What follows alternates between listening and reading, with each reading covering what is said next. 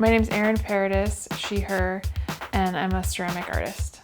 I decided on the title A Way Through because I was thinking about entryways and kind of portals to another physical space, but also mental space. And I wanted something that was like somewhat vague and like just kind of referenced. My color choices, I think I gravitate towards a certain palette. And I think that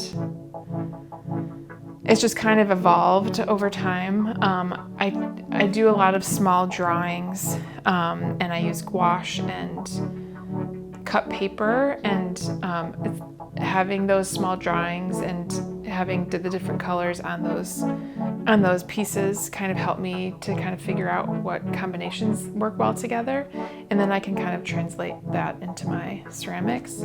A lot of my shapes have kind of evolved over time, and I do reference and think about architecture and natural landscapes a lot, but they aren't necessarily pulled directly from them anymore. It's kind of been like an evolution of, like I said, shapes and objects that I'm interested in.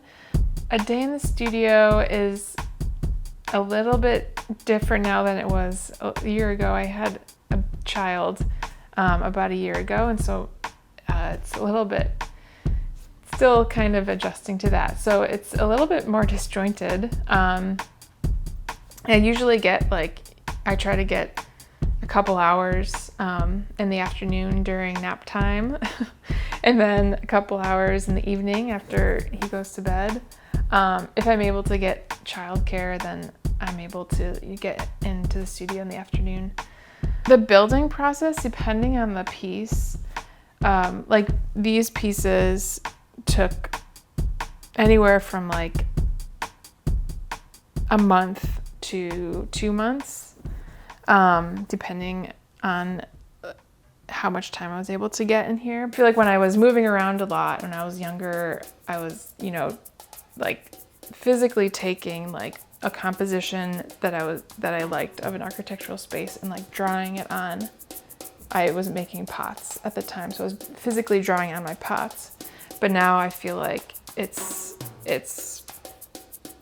I'm more thinking about like what is the mental space that I'm in and how can I like translate that into my forms and how I arrange them.